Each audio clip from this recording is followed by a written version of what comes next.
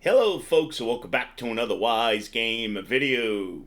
In today's video we're going to be covering World of Warcraft. We're actually going to be discussing and taking a look at is the exciting news of the return of PvP vendors and a more solid PvP system again. It seems over the last few years, ever since the release of Legions, it seems like that the players have really been missing this unique system that World of Warcraft was once known for. Players started complaining in forums about, hey, whatever happened to the PvP vendor system that we once loved in the game, and it seems like Blizzard is now listening. To the point that even speaking for myself, I've been involved in a PvP guild on retail ever since Mr. Pandaria. And then once Legion said, it kind of ruined the PvP environment that we once had, and pretty much everybody in my guild quit playing the game. And we had over 400 members at one time, so that's a lot of money out of Blizzard's pocket. And I'm sure that there's a few other million players that also quit the game for the same reasons. Some players just don't like to be forced to raid and PvE for everything in the game. They're just not into it. Even the two games that are actually playable at this moment, which is Vanilla Classic WoW and the Battle for Azeroth for retail, it still misses the mark when it comes to what we've seen between the Burning Crusade right up to Warlords of Draenor, which actually had delegated PvP vendors placed in the game for people who just wanted to partake in that part of the game. It gave us a lot of incentive to want to do PvP, and it was very rewarding. So first, let's take a look at the two games that are playable at this moment, which again is Battle for Azeroth and Classic WoW. Classic WoW at this moment, to me, it feels kind of dull when it comes to PvP. There's only 3 battlegrounds, and you really have to dedicate tons and tons of time each week, 60 to 70 hours, which only maybe a small percentage of players actually achieve each week, to get the higher ranks needed to get some of the more powerful gears and weapons. And what a lot of players did do that did achieve rank 14 15 years ago was that they did what they called shared accounts. They would actually have their account up that friends would swap in and out so that they could put in more time on that account to build up those points. And there really is no difference between PvE, armor and weapons compared to PvP, except some that you get from PvP will give you more stamina. Stamina to me is really not considered a PvP stat, which now makes the game where most people just resort to raiding, whether they like it or not, because it's the fastest, most feasible way of getting new armor and weapons within the game that are very powerful. And then next we have Battle for Azeroth, which is the retail version of World of Warcraft at this time. Now that game does offer a lot of PvP events to do, but the thing is that it's still a PvE game. Most players still raid to get their gears, their weapons, and their armor. And then there's other ways in Battle for Azeroth also to get your armor and your weapons by doing world quests. And now we even have horrific visions. These are all PvE. Now you can also get powerful armor and weapons in Battle for Azeroth through PvP, but they're still a PvE stat piece of gearing. They're the same type of gears that you would get, say, just doing a raid or a mythic. But after a while there's a cutoff. What I mean by this is that the item level of that piece of gearing is eventually going to stop until you go up in PvP ratings by doing arenas, RBGs, so on and so forth. And today it's pretty tough to get solid partners with the pugging system and the looking for group. So yes, if you are a skilled enough player to achieve, say, 2400 rating, you can get the very top armor and weapons in the game, but there's a very small percentage of players that could actually achieve that rating. Again, making us resort back to PvE to get most of the great rewards within the game. But the biggest thing that changed ever since Legions that we still have now in Battle for Azeroth is RNG. It's a very strong RNG game, which basically means getting lucky. So if you do cap your PvP conquest points for the week, yes, you are accessible now to the cache or the cache box, and then you have the rewards inside of that. But I'll be truthfully honest with you, I did arenas for a month straight. I capped my conquest each week, and I never got a piece of upgradable gearing. So bottom line, if Lady Luck's not shining in your corner, it's pretty much a waste of time. So to wrap up these two games that I just discussed, basically it comes down to this. Vanilla Classic WoW is boring and dull, and Battle for Azeroth, you have to be very lucky. So what about the return of PvP vendors and the old PvP system that many players have been missing? That's what we're going to get into right now. Now, there's two games that's on the back burner right now for World of Warcraft, and both games are supposed to be coming back with these implements again. It's a very exciting time. And that being Shadowlands for the retail version of the game, which is going to be following Battle for Azeroth. And then there's hearsay of Blizzard releasing the classic version for the Burning Crusade.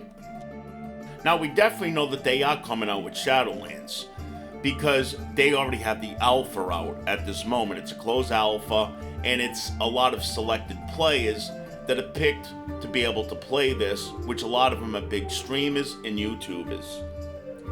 But now when it comes to the Burning Crusade coming back as a classic WoW game, there hasn't been, that I know of so far, a 100% of Blizzard saying, yes, definitely, this game we are definitely going to be releasing. But there is a good amount of clues right now on the internet that's definitely pointing fingers towards this being a good possibility. And one of these are from Blizzard themselves. They actually released a poll, or what you want to call a survey, to see how players would want to start off the Burning Crusade, where it coincides properly with the classic WoW that we have now. So the first one we're going to look at is Shadowlands. Shadowlands is something I don't have tons of information because it's just not out in Google yet, and I don't have the alpha, so there's no way of me accessing the game at this time. The only piece of information that I can share, I'm sure many of you players already seen, on the internet is from Blizzard themselves, claiming that yes, we are coming back with the vendor PvP conquest system for Shadowlands, which will no longer be RNG driven or predetermined. It's going to work just like it did from the Burning Crusade right up to Warlords of Draenor. As long as you cap off your conquest each week, you're going to be able to access the vendors now and pick out the piece of armor and weapons that you actually need. And again, without needing that 60 to 70 hour grind each week like we see in classic WoW Vanilla. So if this all works out as planned, I'm going to be very stoked for both games to come out. Now, the remainder of this video will be discussing the Burning Crusade, the possibility of them releasing this for classic WoW. Even though I don't have access to the Burning Crusade at this moment, I had played it throughout the whole expansion. To the point that I did cap my points each week, and I did get the Merc set and then some Brutals right along. So yes, I was very happy with each season, and my characters were all fully PvP geared. It was great that I didn't have to be forced to do dungeons and PvE if I feel like I didn't want to. And the Burning Crusade to me was one of the expansions, one of my favorite expansions of all time. And that's the first expansion that really came out with a lot of different events to do PvP-wise and the great reward system. We didn't have just 3 battlegrounds, they actually added a 4th battleground called Eye of the Storm. And Eye of the Storm is one of my favorite battlegrounds of all time. And then they also came out in the Burning Crusade with the arenas. And in arenas, to me, was the funnest part of this whole game for like 8-10 years. And the best part of this was that you didn't need to dedicate 60-70 hours like we see in Classic WoW. As long as you have your partners, you could cap your points for the week in like 8 to 10 hours, depending on how much you play that week. And your win and loss ratio. And then once you accumulate the amount of points needed to get an upgrade piece of gearing, weapons, and armor, you're now able to go out to the vendor and now select the piece that you actually want. And the area that we actually went to see the vendors and to be able to select the piece of gearing that we needed was an area called Area 52 in Nitherstorm. Now, if you do not have enough points for that week, they do carry over for the following week. And then for Battleground points, you would use those at the same locations as we see right now for Classic WoW Vanilla, including Stormwind and Orgrimmar. A few more additions for Eye of the Storm and a few other spots that they added in the Burning Crusade. And then another nifty PvP event for the Burning Crusade was a place called Holla, which was located in the Grand and the Outlands, which was a very beautiful area. And basically what it was that the Alliance and the Horde have to control the flag there. Whoever ends up controlling and capturing that flag, now the vendors become available that also sold some nice nifty items too. And I remember one of them being one of the largest bag slots that you could get within the game. Now, one other thing that they added in the Burning Crusade was the first actual PvP stat. So the gearing that you got from PvP did mean something now, because it had this stat, where raiding gears did not have this stat, and it's called Resilience. Resilience was a defense mechanism that they built into the game that was attached to these gears. The more gears you got, the more resilience you got. Now, this only worked against player versus player. It did not work against bosses or mobs. And what was nice about this was that now it made a PvPer have a little more of an advantage in a PvP situation like an arena or a battleground. So if they were fighting against somebody who's in all raid gears, the PvP player should have an advantage because of resilience. Making it now where the PvE player should have an advantage in PvE events. So if you were somebody who played both in the game, you played everything in the game, you did PvE and PvP, most players would need 2 sets of gearing now.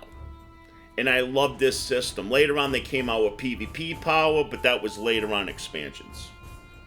Now just to clear the air, because I've been seeing on some forums lately that some players think that there was conquest points added in the Burning Crusade. No, that did not come out until Wrath of the Lich King.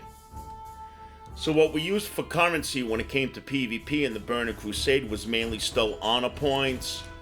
I think there was something called arena points, even though I did so many arenas I can't really remember. But no, there was no conquest points in the Burning Crusade. Now let's go over a little bit about World PvP when it comes to the Burning Crusade. The Burning Crusade was a great time to do World PvP. There was a lot of raid attacks on cities, towns, so on and so forth. And the reason being is because in the Burning Crusade, they removed dishonorable kills. So that's the reason why in Vanilla right now in Classic WoW, there's not a lot of this going on. Because players have to work so hard to get up their honor points or whatnot, and they don't want to lower it by getting dishonorable kills, which in the long run is going to lower their ranking points. This is no longer a thing now in the Burning Crusade. So if you are an avid PvP player, the Burning Crusade I highly recommend. Everything sounds pretty cool, doesn't it, guys? So I am very, very psyched that Blizzard is listening to us, and they're coming back now with 2 possible games that's going to have this system again. So I'm pretty psyched, because let me tell you, I am so sick of just hearing about raids and dungeons lately in Classic WoW. To the point I really wish that the Burning Crusade was coming out tomorrow. I just cannot wait. So again, guys, I did make this video a little bit longer than I originally planned on, but I did go into more details, especially covering the Burning Crusade. Mainly for players who were not fortunate enough to actually play the game back in those days. So I hope that this information helped you, and give me a big thumbs up, comment down below, and feel free to sub up for more future videos from Wize Gamer. Until then, have a great day. Take care. Bye-bye.